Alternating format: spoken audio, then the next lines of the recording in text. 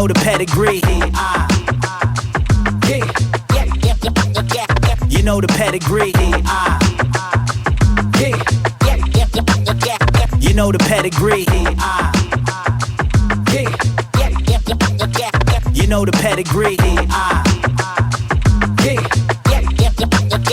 You know the pedigree. Welcome to VIP. I'm your host, Derek Gregory, and today we have a special guest. He's a seasoned comedian, actor, author, host who has graced the stages with some of the biggest names in Hollywood. He is was a cast member of Saturday Night Live in the early 2000s. He's made appearances on Showtime at the Apollo, BET's Comic View. He's performed at the electrifying Madison Square Garden. Man, that's big. He has many reoccurring and series regular roles on shows such as Disney Channel's Ant Farm and Fox's scripted comedy show Outmatched. He has four comedy specials on various platforms. Many people don't know that he's a national champion in football, where he played with the Miami Hurricanes in the early 90s with Dwayne "The Rock" Johnson and Warren Sapp. He is a member of Kappa Alpha Psi Incorporated. He's a husband and a girl dad of two beautiful girls. But most of all, he's a man of God. He's a brother in Christ, and you can hear it all in this comedy. Welcome to the show, Kate's son, AT Aliens own, Atlanta, Georgia, stand up, my brother, Finesse Mitchell. What's up, dude? What's up, baby? How you doing, man? Everything's good. Thank you for having me. Oh, man.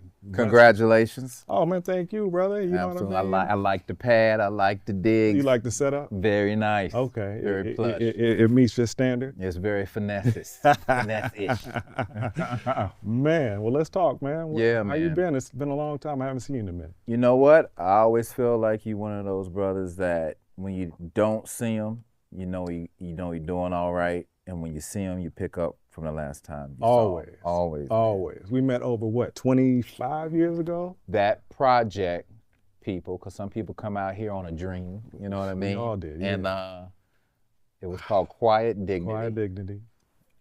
And that project that never got off the ground. It never got off the ground. It kept on giving with the friendships forged. Yes, it did. From at least 12 of us that came together to make a movie. It was crazy, man. That cast was amazing. The minute we went into 4 months of rehearsal, I knew this thing wasn't. I said, wait a minute. I mean, and coming out here from the East Coast, man, and just, you thought that was what Hollywood was about, and it's really not. Yeah. You know, when you book a TV show or something, they ready to go. Most of the time, they ready to go. They ready to go. We were so green. Everybody in that room was so green. Emiatsi, who has her own show, Reasonable Doubt, who stars in her own show, and she's doing an amazing job. Amazing job. Ben Stevens, who's on the Family Business from BET. That's right. Yeah, and yourself, myself. You know what's so weird though, bro? I feel like even though 20 years ago, over 20 years ago. And we look amazing. We do. Come on, man. What? I couldn't believe. I said, hold up. Y'all see it? This probably the sexiest VIP he gonna have in his catalog. Hey, y'all man. See it? Hey, listen. That's what's up, man. I congratulate. You know what I'm saying? Yes, brother. I don't ever hate. You know what I'm saying? It's always love. I said the least you can do if you want to be in this business, whether it's up or down, is be serious about how you take yourself. That's right. And how you take your health. That's right.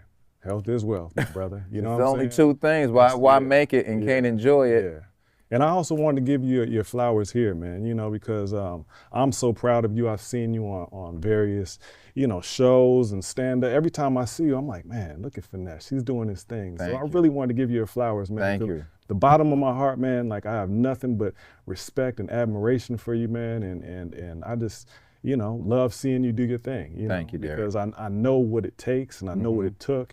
And, you've beaten all the odds. And you're a great role model and example for us all. So thank you, brother. Thanks, man. You know what I mean? And good night.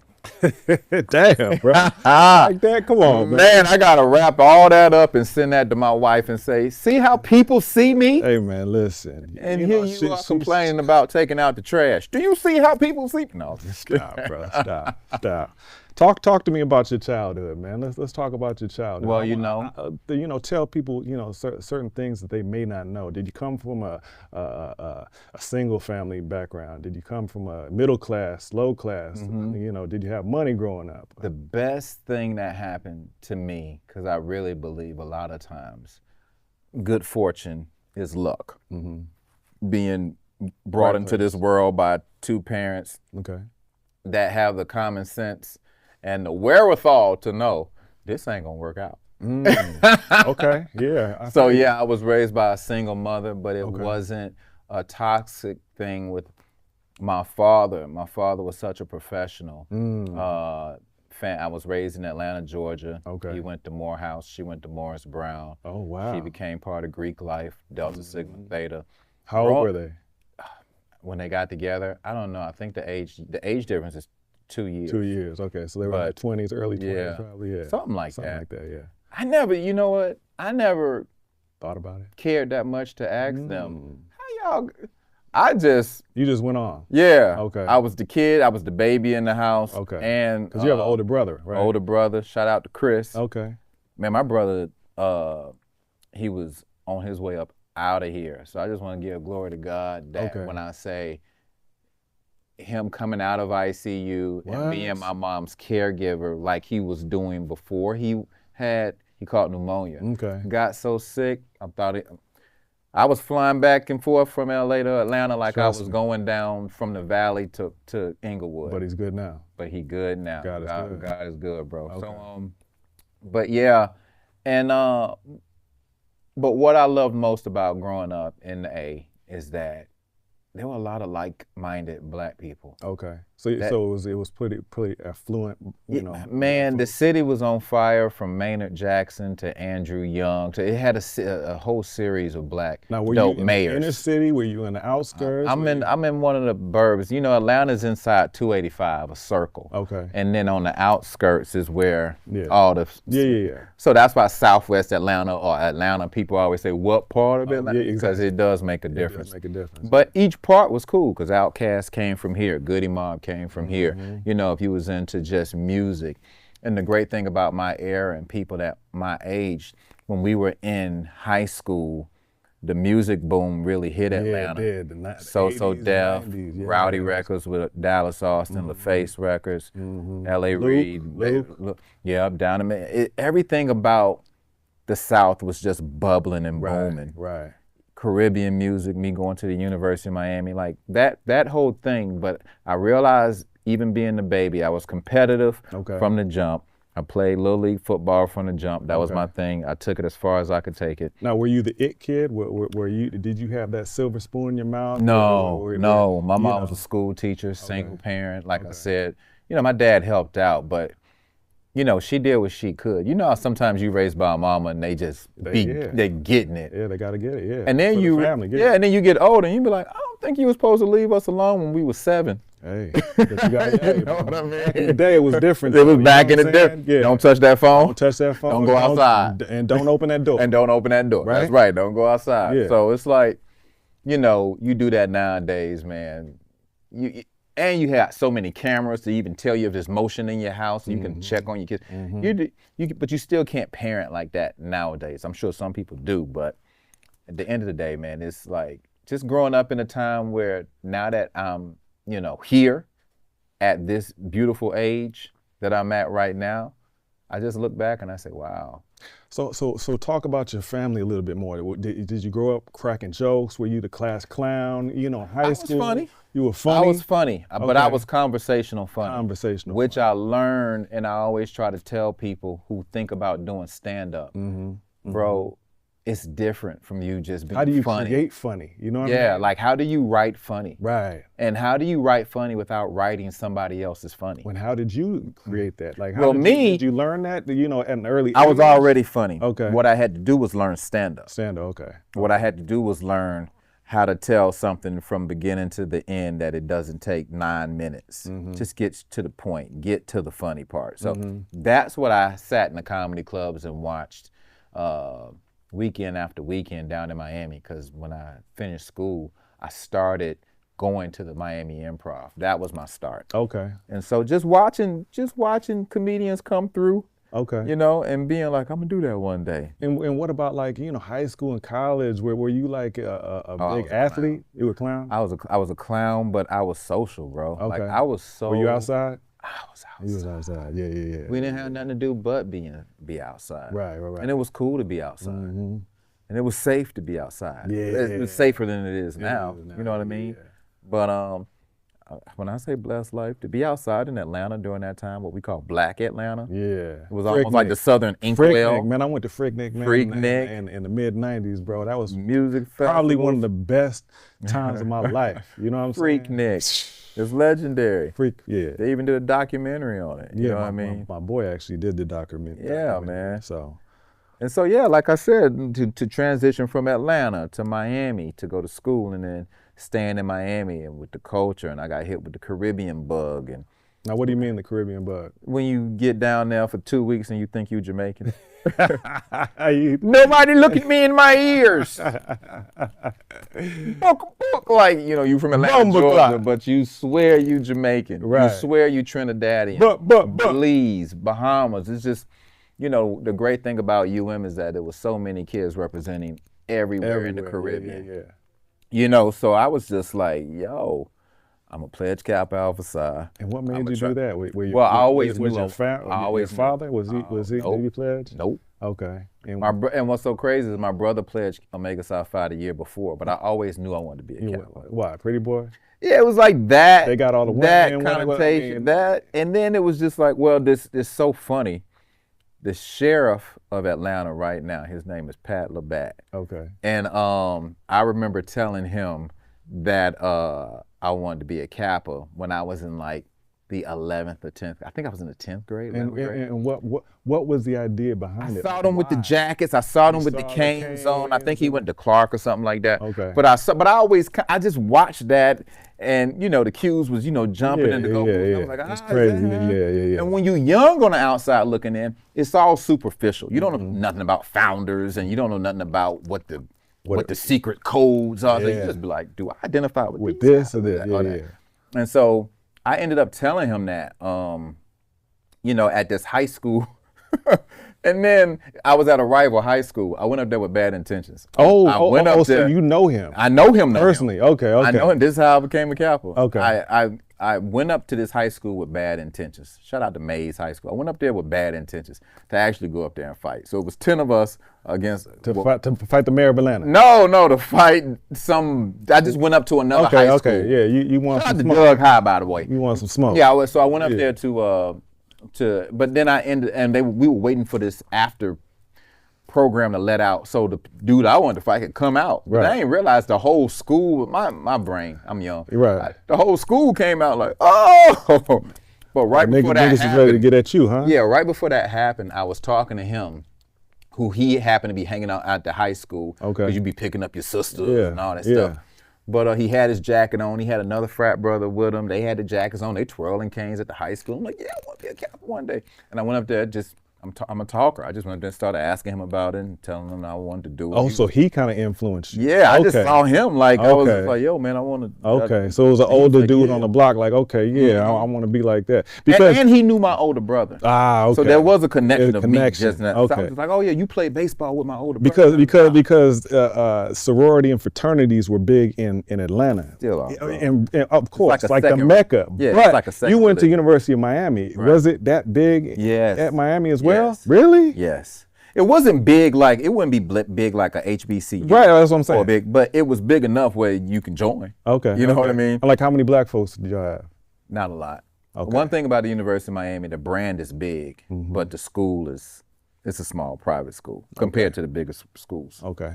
But to just put a button on that situation, man, the dude came out of that play thing or whatever, that play. The whole school came out. Okay. It's 10 on 30.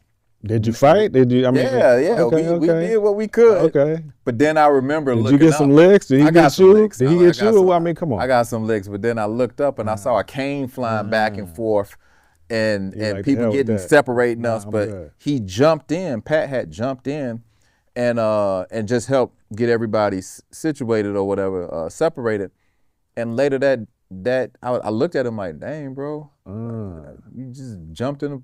So it's like a brotherhood. Yeah, it was almost like, almost dang, like- I just told you I wanted to be a Kappa. Why'd you feel like you had to put yourself on the line? So anyway, I ended up telling that story to the brothers I wanted to pledge with at the University of Miami who were already Kappa. So you kind of felt like an obligation. Yeah, they asked, not even, No, but they just but- asked me why I wanted to be a Kappa. And I kind of told them that story, that not only was I already leaning that way mentally, but the person I did say that to, who was a Kappa, okay. intervened on my Yeah, behalf. Yeah, and that was big. Yeah, for me. And that just showed the character and who he was and kind of what they stood for. And Yeah. like that. Okay, I got you. And then it just, when you're young and you're impressionable, I'm like, man, I got to be a noob. Yeah. You know what I mean? So anyway. That's what's up, bro.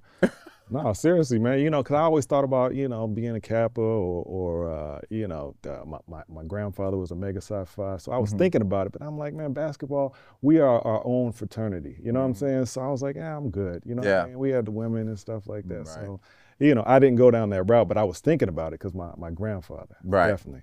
But yeah, this is, a lifestyle podcast, but it's also a poker podcast. And I also wanted to, talk to you about, your earliest memories of playing poker. Like, I know that you're an avid poker player now. How did you get started at, playing poker? I think like most people, I started watching it on ESPN. Okay, like the early 2000s? You were like the boom with early 2000s. So probably like, right after my SNL stint, 2003 to 2006, I think around 2007, 2008. Is when you started watching? I started watching it. Okay. I moved back to Miami, Florida after New York City. So I left SNL, moved to, how you're supposed to come back to LA and get your career going? You moved. I was just like, I'm take a couple years off. I went from couches, man. You big time. I went from Comic View. You on SNL. I'm on Saturday Night Live now. You the man. And there was no real mentor telling me. You have managers and agents, but nobody's like, don't you stop riding that bike. You got to go faster. Okay. I was like, time to take a break. Miami, here I've I come. arrived. I've arrived. I have money now. Yes. Yes. Get me some water. Sean Paul, go sing or shake that thing, da da da da. You know what I mean? It was just like enjoying Miami, not as a college student, but as a grown man with money. With money. So, man. Damn, I know that's a whole different ball game. The whole South lifestyle and the whole, I already liked party because I'm coming from New York City where we partied. So you had lived, all them, you know what I'm saying? Kenan Thompson out there in these streets. Yeah. I mean, I know he's doing it big. And he's doing it big. What I loved about my SNL era is that everybody from that group stayed together. Everybody's just killing the game, doing something. They're really working and iconic. It feels good. We just had our 50th reunion. We all went back and saw each other, but to see Eddie Murphy with Tracy Morgan and just to see the beginning. Come on, man. He's stunting on us now, man. Yeah, all right. Yeah, come on, man. Poker, man. I'm watching it in Miami,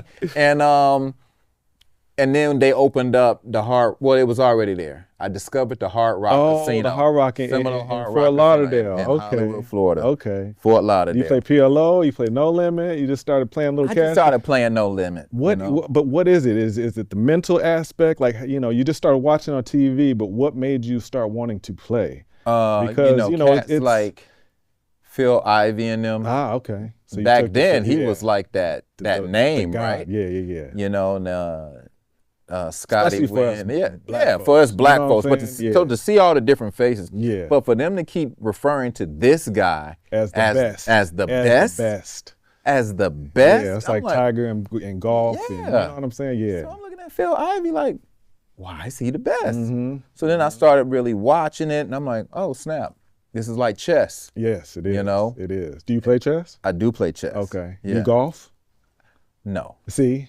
And you know what? Most poker players don't golf. You gotta choose. You gotta choose one. You gotta choose. It's so, you entrench yourself in the game. Right. You know what I mean? And we're so competitive as athletes. You know what I mean? Yeah. We gotta feed that competitive nature, right? Yep. And any type of mistake you feel you made, you can't wait to get back to not make that mistake again, even though it might happen You again. do. Even though you do it over and over again, you like, damn, That is fuck. I'll see y'all in. yeah, I'm gonna get y'all motherfuckers next Yeah. time. Okay. Yeah. But yeah, you just want to get better. Yep. And it mirrors life, doesn't it? Yes, it does. It does. Because What type of poker player are you? Are you an aggressive poker player? Are Yes. you more? Oh, you are. Yes. Okay. But this is what I'm learning. I'm learning to just be middle of the road. I'm learning to. You don't need to hit it out the park. No. Okay. Some people go to gamble. Yeah. I don't go to gamble. What do you go for? Do you I go, go for the camaraderie? Do you go for the social aspect? What no, is it? and that's the crazy part. I'm not even. Because I've seen you on the poker table. You don't really even. You I'm not just even be sitting there, I'm just sitting there. in your zone, Yeah. right? And you wouldn't even know that you're the funny Finesse Mitchell if you saw, Geminis are crazy. Okay, that's what it is. So those who know what that means, we just crazy, bro. My daughter's a Gemini, Bro. and I can see those glimpses already. I'm like, damn. You can leave us be Okay. in a room full of people. And we think we are being just as social And you're just not. because we're there. And it's not an arrogance thing. It's just like, I'm enjoying where I am. Where I am. But then when you ask me something, I'm like, oh. So there's no middle. Now you're like, oh, I'm about to take over the party now. Okay. I was chilling, Okay. but don't get me talking. So, see, because I played with you, poker with you, and I don't see you really talking. Yeah. Right? Yeah. I played with Kevin Hart. I played with, a couple other comedians, and for the most part, they kind of just do their own thing, just chill. I think it's also it's also mentally getting off that industry bike. I don't want to just your release. I just want to be around people who don't give a damn Right. about nothing but taking my money. Yeah, and I want to take yours. And I want to take I wanna yours. take yours. It's the Yeah. competitive drive, Yeah. right? You can keep asking me questions and we can joke. No, you can say nice watch. But I want your money. But I want your money. And it don't even have to be all that much money, but it's just Right. the fact that I beat you. Right? Yes. You want to win. Yes. Let me tell you something, and everybody gonna feel this, especially if you're a poker head. Okay. There ain't no better feeling sometimes than this. Give me that.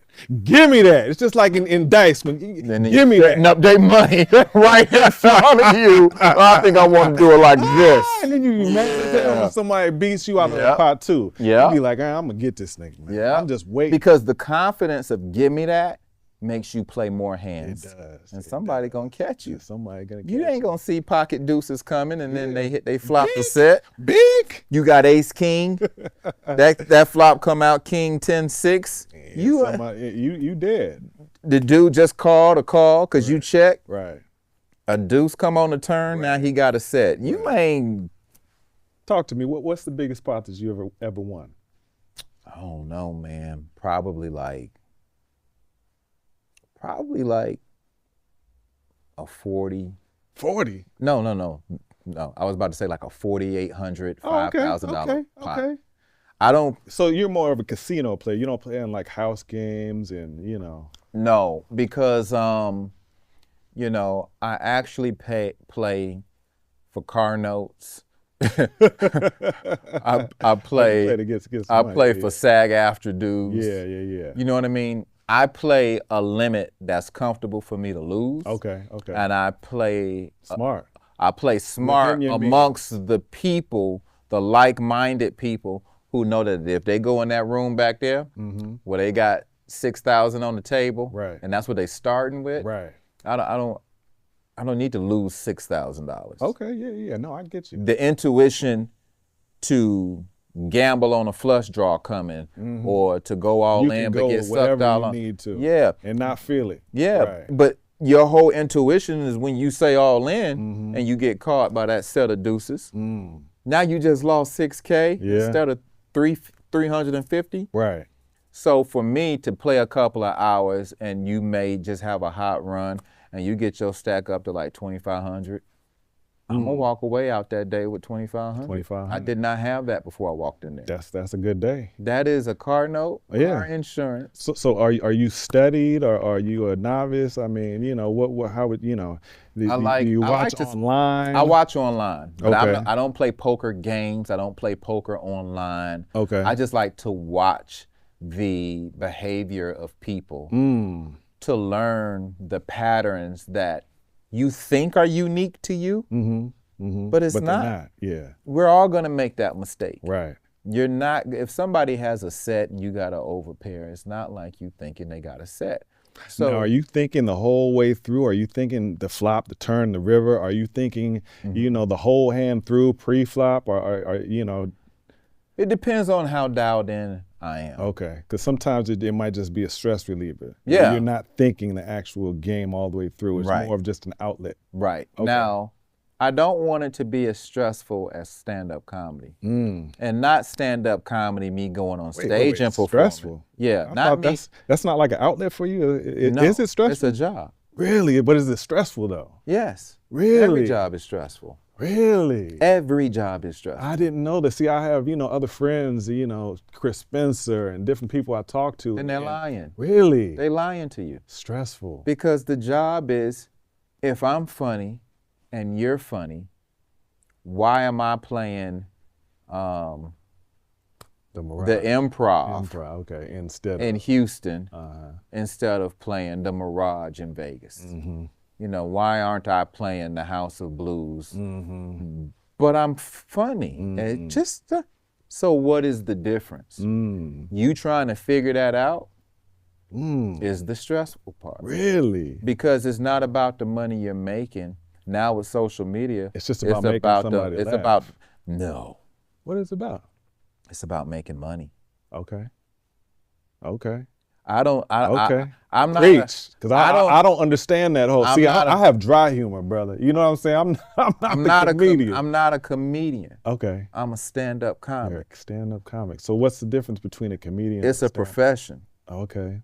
Anybody can be a comedian. I know people I'm in class with that's a comedian. My daughter's a damn comedian. She ain't getting a check. My profession is stand-up comedy. This is what I make money in. Yeah. And so when people say, hey, you do stand-up comedy, yes. Hey, what's your favorite comedian? I'm going to name funny people. But I know you want me to name the funny people in the industry. But I know the difference. Okay. So who? Because I can say Dino in Tampa, you be like, who is that? Oh, that's my boy. And he's funny as hell. Funny as hell. Never got on stage. Really? Yeah, that boy a comedian. And he just don't want to, or? No, it's not. I'm just saying the term. I'm okay. just explaining the terms. Okay. Okay. Because sometimes people be like, you a clown. Boy, you a damn fool. You a clown. To me, that's the same thing as a comedian. But when somebody says, oh, he's a stand-up comic. That's a pro. Yeah, That's you a go pro. on stage. That's like semi-pro, Yes. professional. That's a pro. That's somebody who can. So if break it anybody down. didn't know, now you know. Now you know. Even comedians and old school comedians know that. And some people in the game could care less. Because some people just, do it to do it. But when I said, now, yes, I do it to make people laugh. That's just, to me, that goes above doing this at a poker table. Yeah. Making people laugh. The feeling. The fact that you wrote something in the car and you're like, this gonna work. And you go up there and you perform it that night, boom, you're like, oh, and I'm adding that to my set now. What is the best response that you've gotten from a joke that you've written? The whole, it's when you leaving them. I know, but I'm saying, give me an example. I want to know like an actual joke that you remember. Man, I'm in my car and I performed that at the Laugh Factory or wherever, Right. and I got this standing ovation. Like almost like say for instance, I heard that you said that you got SNL from your stand up on the comedy. Yes. Explain that day and how your thought process behind that. Well, you can have a bit, meaning like you write a joke. Okay. The joke goes from a joke to a bigger concept of something that we all do. Can relate to, or? Yeah, a joke. I wrote a joke. I just gave my life to Jesus Christ. Okay. People clap. Okay. Then he gave it right back. You get that. Now when Right. you get a room full of people doing that, I'm already started this engine. Right. And now I'm not gonna let you crack. I'm not gonna let you rest your face. That's like I'm in a zone. That's I'm a stand-up comedian. Right. I'm a pro. Right. Because you didn't even see that coming. Right. That was less than 10 seconds. just- I just made you laugh. Yeah. But then when it comes to like people crafting a bit, You may say, hey, JB, Smooth, do the DMX joke. Hey, And Chappelle, these are known jokes. Yeah, these are like it's to the comic. Yeah, the punchline. To the comic. Okay. Because it's a bit. Okay. You know what I mean? Finesse, do Crouching Tiger, Hidden Dragon. Okay. Finesse, and do the pirate joke. That's yours. Yeah. Okay. Finesse, do the Prince joke. Right. You know what I mean? Yeah, I saw that skit. That was funny. Yes. That was But hilarious. if you watch it, it's 6 minutes to 7 minutes long. It's an entire act out. But by the time you done, and you say, I'm Finesse Mitchell, and they stand up, that's the best. That's even better than making them laugh. Yeah. It's Now they kind of laugh. like Now it's like on the court, you know what I'm saying? Yeah. You make that shot and it's just, that walk off. Yeah. You know what I'm saying? Yeah, man. And when you see people literally, you know why they standing up? Because you're like, I'm Finesse Mitchell. Right. They don't even know why they standing up. They're like, oh, damn, he leaving. He made me feel good. Hey. He gave me a certain. Now, yeah. see, Yeah, that boy, yeah, He's you know what I funny. mean? Yeah.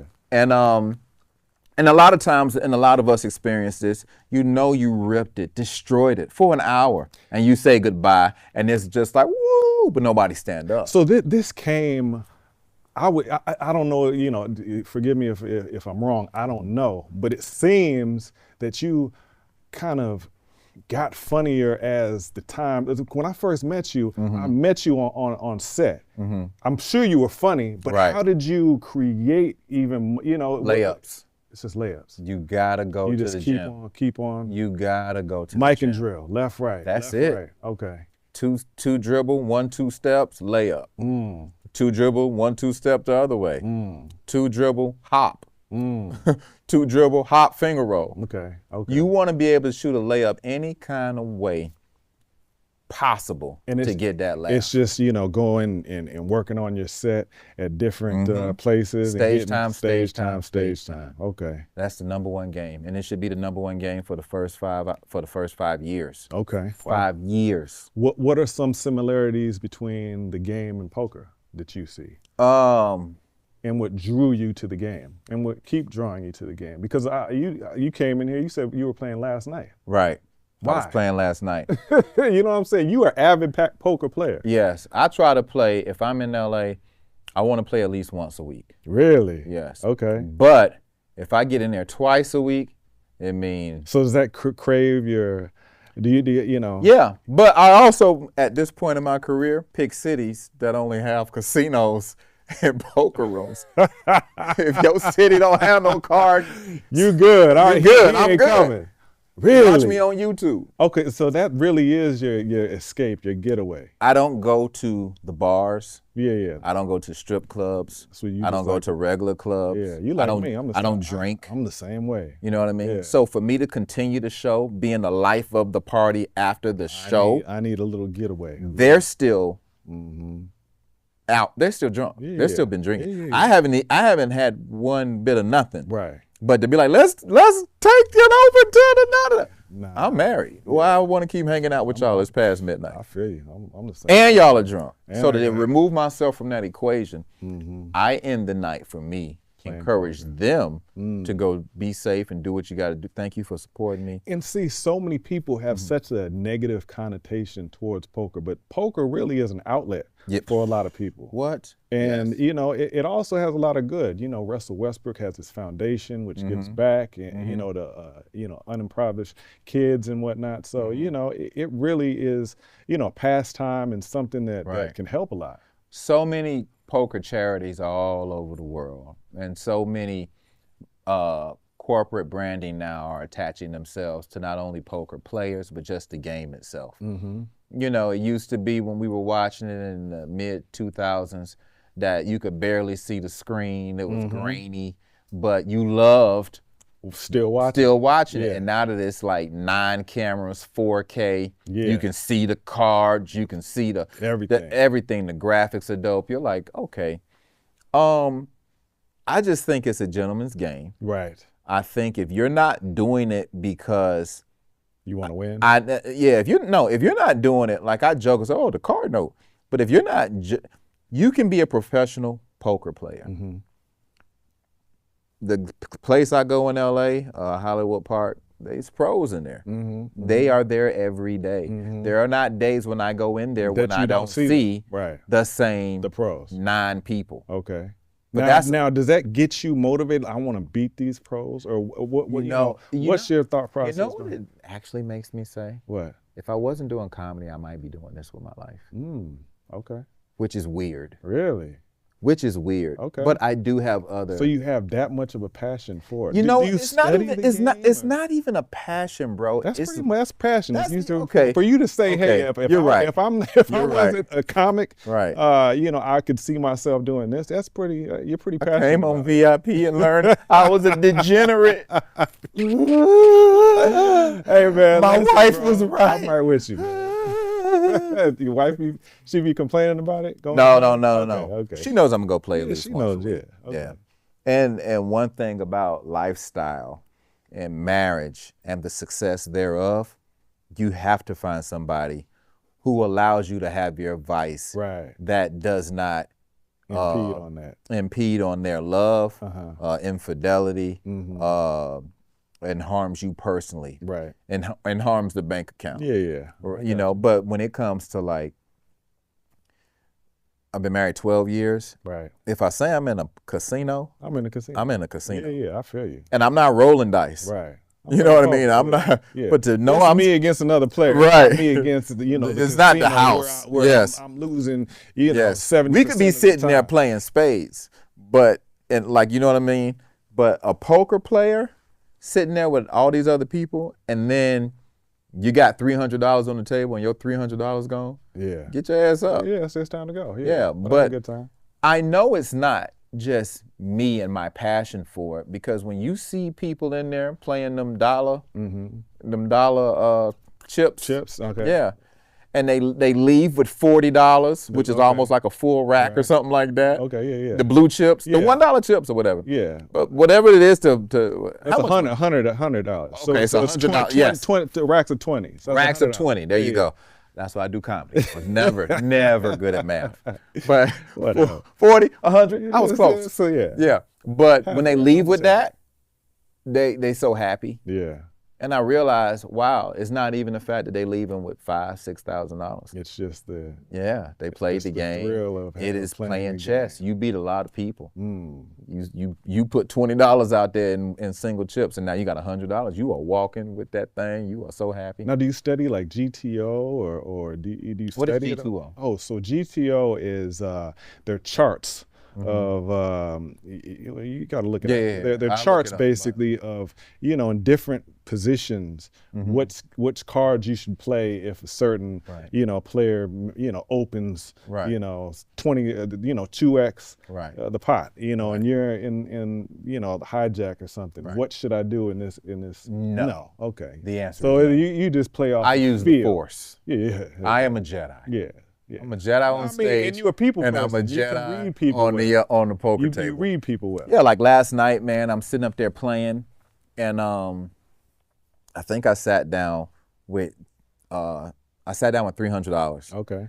I played for 2 hours, and I knew I was probably my curfew, my self-imposed curfew. Okay. Self-imposed is like 1 a.m. Right? Okay. But I got to leave by 12. That's when you got to shut it down. Okay. I got to shut it down. I got to get to the house. I got to get my kids up in the morning. It's the same time that if I had to do an 11:30 show at the Laugh Factory, you'd be out. I'm getting home by 1 anyway. Okay. So, but when I do that, and I'm like, oh snap, I got an hour to play. Now I go into, let me put my phone away. Not look down and watch YouTube much. You want to be focused. Yeah, you want to win. You want to book that win. Yeah, and then I leave there with like $750. That's what you left with last night? Yes. So I'm sitting there like. So do you have a tracker? Do you have like a poker tracker to where you track all your winnings? Okay. Yes, I got a poker account. Yes. Oh, okay. I got a poker account. Smart. But what I don't do is what the pros do. What's that? Leave their chips in a locker at the casino. I'm not all that. that's too much. Yeah, man. Because you have access to too much. At Right. least for me, I can't do with too much access. Because Right. some days it's just not your day. Right. You got to Right. get the hell up out of there. Some Right. days it is, and you have to know that. Right. You go in there with $300 or whatever you want to sit down with on the. I play 5-5 or 3-5. Okay. And everybody's probably got their stack up to like well over $1,200 by the time you sit So down. you like playing short stack poker? But I love playing short You stack want to poker. push on them. Yes. Yeah. Yes. Nigga, let's go. Let's go. And you that's how you run it up. That's how I run it up. Okay. And to me, that's better to know you have a hand and to know people are gonna call you because they don't only got mind. $200. Yeah. Like, yeah, Oh, you only got $300. $300. Yeah. I got aces. Right. I'll triple up real Right. quick. Because he called, and he Right, called. right. Because it was all worth it Yeah, to them. yeah. So yeah, I like that. And then once I do hit that, I play slow. Oh, okay. So you ain't giving that money back. I don't give it back. I play slow. And then when I know I'm about to leave, they'd be like, man, this you nigga, know, you man, play it, the game is. this tight ass motherfucker. ain't Everybody wants to play every 2 cards. You can't Yeah, play every you 2 can't. cards, and the purpose is not to lose So money. you would consider yourself a nit? Yes. Okay. Yes. All right. Well, hey. That's Because I'm going there to make money. you going there to make money. I am going there to be away ain't- from my family. You ain't gambling To make money. make money. Right. Yeah. And when I know you shuffle your chips a lot, it shows me how much what you think of money, how much you play with your own money. Wow, I never even thought of that. That's crazy. You ready to throw it in there, because you can't When even you keep your shuffle your you can't even chips a keep lot. your hands off of it. You know how many poker players shuffle? You don't do that at all? You get no. Not, You just I mean, you just let your you know how people stack it up Yes. and they start reading. yes. That's you. That's me. But when people are making decisions, the only time I'm playing like that is if I know I'm a bet. Wow. But So- that's a read though. It could be. That's a read. It could be. And they can pick up on that. It could be. Okay, you got to watch that. But I don't mind you knowing I'm going to bet. Okay. Because if I put my money out there, I'm putting it, yeah. beat me. Beat me. The whole trying to watch an eyebrow and all that stuff, I don't do that. Yeah, do that. Okay. How are you with your money? That's interesting. I never heard nobody say nothing like that. You play with your chips. That shows you how much you care about money. You're playing with money. You playing with it right in front of your face. Wow. You ready to give it to somebody. You ready to give us? Damn. So okay. yeah. So to me, that type of body movement or the psychology behind poker is what I learned playing so much of poker versus a chart, a chip, or whatever. I'm just like, I'm supposed to double this, but I'm supposed to bet half the. No, I'm not. I'm supposed to get you to call me. Right. That's all I need. That's it. That's what's up. Huh. Wow. Okay. I've never heard anything, it explained like that. Clip. Exactly. We just made a clip. Promo clip. Man, I've never heard that. Seriously. Yeah, no. man. And you have That's to. a great analogy. Yes, because it is cash. It is money. It is money. It is. You know what I literally mean? money. You ever see people stack their chips and never touch it till it's time? They look at it till it's time to bet. And then when they touch their chips, they're trying to figure out. Now that's the acting part of it. So because you do use some acting. Oh in yeah. poker. Okay. Because now that I have my chips, Okay. I don't know what I'm betting. Okay. I may touch it, put it back, and I'm the whole. Oh, so you act a little bit. bro. Yeah. You put on the whole. Yeah, You but you why sit if there I'm and not- tank. But why if I'm not in the If I'm not in hand? the hand. Why am I always just Get your hands off. That's money, bro. Get your hands off that. What is your most gratifying moment in comedy? Ooh, comedy. Gratifying moment. I mean, because My you've first time- accomplished my first- so much. My but- first time on BET's Comic View was my very first TV appearance. Wow. Okay. And at the time, that was the Def Comedy Jam of our era, when Def Comedy Jam didn't necessarily know they were coming back. Yeah. But then you had BET Comic View. Yeah. You had DL Hewley every night until it went to the different other hosts. Right. You know, and So you people were were. on with DL? He was the host? Okay. Well, I wasn't on when my host was Ricky Smiley. Ricky Smile. Okay. But I had probably watched 5 years of comedy before. And this was your night. This was just your big stage. Did you get a lot of phone calls? Why was it so gratifying? It was gratifying because I killed it. You did. I killed it. You It killed was my first time. Damn, and you look me dead in my eyes, Bro, but I killed it. I killed it. And you know when you killed it. You know what I'm saying? It's You don't know. They just told you. They told you. You know how many people get off stage thinking they killed it? Yeah. Think they know they killed it? Yeah. Yeah. You better go back and listen to that audio and stop you. looking at the video. I feel you. I always tell new comics, don't videotape yourself. Yeah. Audio record yourself. So you don't be distracted with what you Right. listen to that silence. It's so funny you say that, man, because you and I were both barbers. A lot of people don't know that. He's a barber as well. But, Yeah. you know, I get the same excitement after cutting someone's hair because, you know, I used to have my whole school on lock. I used to cut, you know, every celebrity you can think of. And to get that feeling when they get up out that chair and they come back and, you know, other people talk about that cut, Yeah. you're like, yeah, I killed that. You know, what's so funny, bro, is that I used to cut my own hair in high school. Okay. Fade my own shit. Yeah. How'd you start that? I don't know. Did somebody I think give you some clippers or? You know what it is? I think just sitting in the chair as a shorty and watching barbers cut for so long. That's really where I learned in Atlanta. I went down to Clark, Atlanta, and Spelman, and you know, you know, college, you know, getaway in high school, and I started looking at people. You know, they cuts, they fades, they gumbies. You know what I'm saying? Early '90s and whatnot, and I was like, yo, I can do this, man. That was me. I'm looking at it like, I think I can do this. Oh, this is how he fade. This is how he blend. Did you have your walls? What kind of? I had the walls. Okay. I had the oysters. I had the oysters. Okay. I got the gray clip trimmers and the smaller oysters, and now that I just shaved my head, yourself? Okay. You know what? Funny thing you mentioned. Last month, out of 35 years of cutting my hair. You let somebody else? I started going to the barber around the corner. I went in because that's one thing about barbers. We don't like. Once we get used to something, we don't like nobody else doing it. You know, we're creatures of habit. you want to hear, and so here's the crazy thing. How'd you do that? And I'm like, you know, do my beard like, shave my head, do my beard like this, and da-da-da. Because in LA, they don't really have barbers like that. I went to the Dominicans. Oh, okay.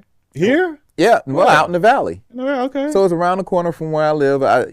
You know, the Dominicans, they be yeah. So you know, I could see it from the outside. Like these are the Dominicans. The real Dominicans. These are yeah. So but you know what? They do fades all the time. I don't even want no fade. Just do my beard. I just need to, because I was hosting the Clio Awards. Okay.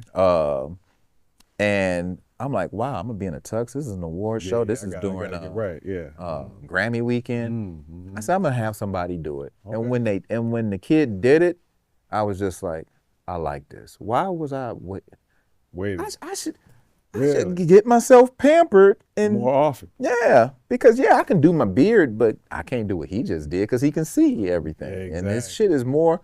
Right. I haven't upgraded my stuff since. Man, my clippers went out today, bro. But you know what? Really? Crazy. Damn. But you know what? One thing about clippers, they sharpen with time. Yeah. I don't know if you know that. But as time goes by, my grandfather has some old T edges. They become your go-tos. Your go-tos. Yeah. They sharp, and they don't make them like they used to, and you have to actually sharpen them. Yeah. You said they went out today, huh? I love it, and I've been ready to invest, I guess, what is $150 to $200 on them gold ones? Okay, yeah. 76 whatever they call them. I'm just like, you know, let me just go on and get this. It's almost like getting video equipment to record your sets now. But if you're a barber and you've been doing it for so long, I mean, that's, you know, what you got to do. You know and you know, I went a long time without upgrading my stuff, but now it's like, let me make this investment because I do. That is also soothing and relaxing to groom myself. To groom yourself, to make sure you're good. Yeah. But it does also feel good to have somebody who know what the hell they're doing. Take care of you. That when you look and you go. You got a picture of that? We gotta put that picture up. I want to give a shout out to the Dominicans. You know what I'm saying? Yes. I definitely got a video of that. Cut to this. Right. What was the other cut that we wanted to just talk about a comedy special. Okay. Yeah. Man, you've accomplished so much, Finesse. Thank you, bro.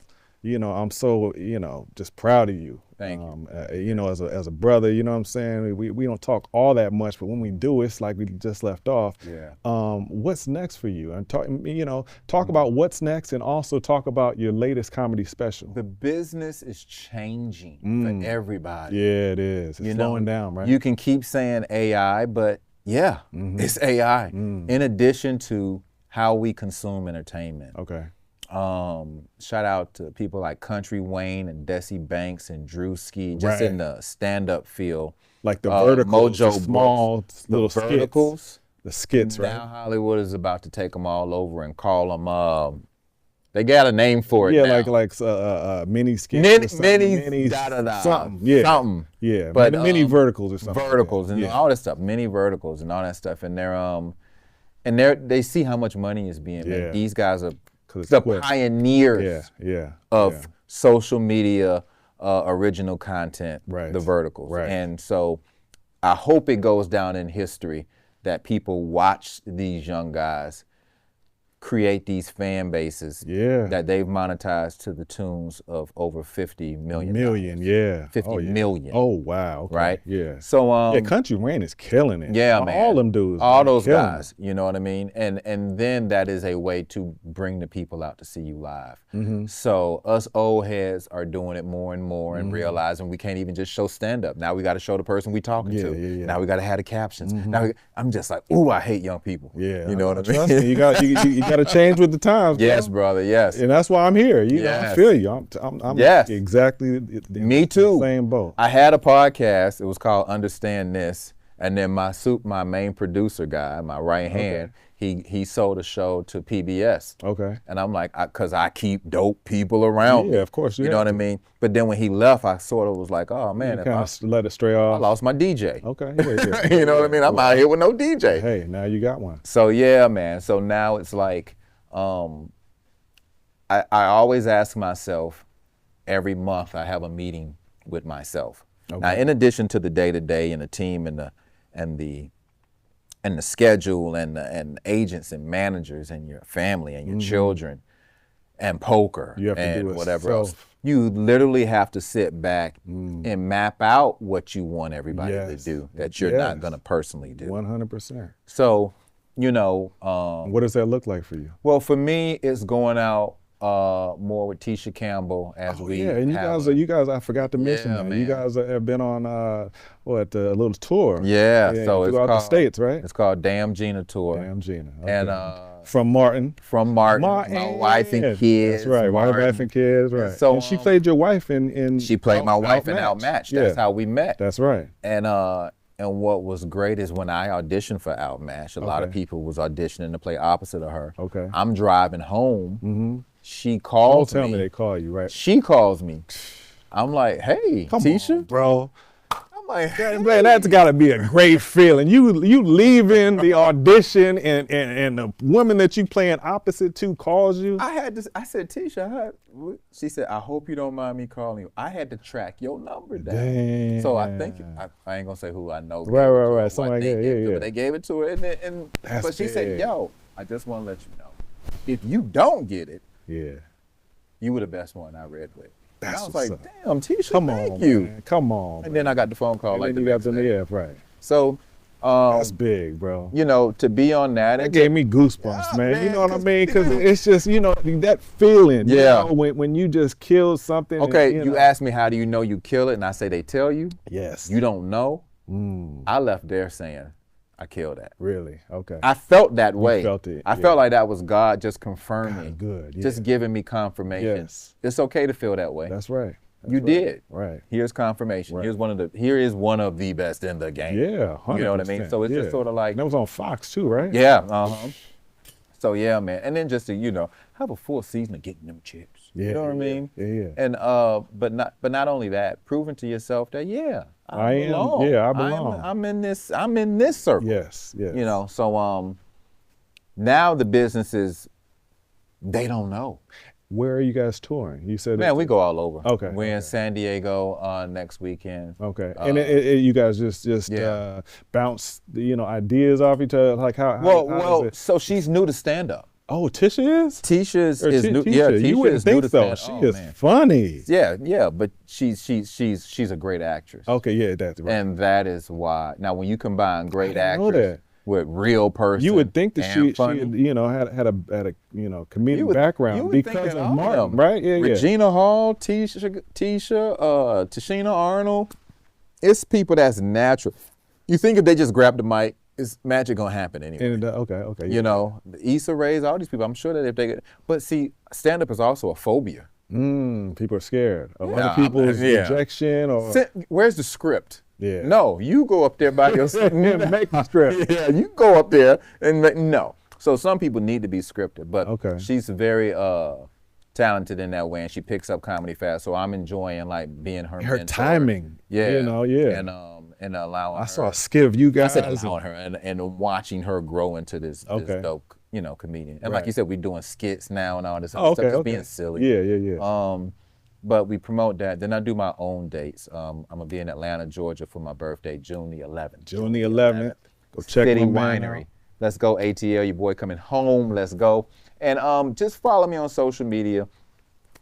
TikTok, Finesse Mitchell 0. 0. I Okay. was Finesse Mitchell, but I got locked out. Now I'm Finesse Mitchell 0. Damn, how'd you get locked out? Eh? Because I'm old and you shouldn't be on Trust me. TikTok. Yeah, I know. Anyway, Instagram, Finesse Mitchell, and Facebook, Finesse Mitchell. But if you go to Finesse Mitchell Comedy, you can watch my stand-up special, Slightly Offensive. Slightly Offensive, It's the yeah. self-produced 4th installment of Finesse Mitchell just cataloging his work. Man, the funny man himself. Oh, man. So, yeah, Finesse Mitchell Comedy, and that's what I'm doing. I'm touring on my own. I tour with Tisha, and then I keep pitching and keep throwing stuff up against the wall. That's right. And I've been in the business so long, a lot of the people that came up with me, whether you was a SNL writer or you was a producer or whatever you were, an assistant, it's like everybody's 20 plus years in now. Yeah, and yeah. So now it's like, hey, Finesse, what you doing? Right, We yeah. need you to come down here and play Jesse Jackson for Hulu. Yeah. For Hulu, yeah, Wanda Sykes recommended you. Okay. She don't You know a if vet I in the could- game She now. don't know if I could do Jesse Jackson. But I went in there like, okay, everybody, it is time to party. Hey, You know what I mean? yeah, man, you be killing it, man. I'm telling you. I saw some of your, your SNL stuff. I mean, everything that you've done, bro. Oh, thank you, man. Listen, I know you're funny, but for those of you who don't know, take a look at this clip. You're a joy to watch. You're a joy to be around. And I thank you so much for giving me a little bit of your time and. Oh, bro. It's doubt. all love, my Bruh, brother. it's certain people when they call, I appreciate you, you brother. coming because you're like, you know what? Good people. I said it before we sat Like-minded. down. Like-minded. Like-minded people. Right. Yes, sir. Well, God bless you, brother. I thank you. Right back at you. Yes, sir. Amen. Amen.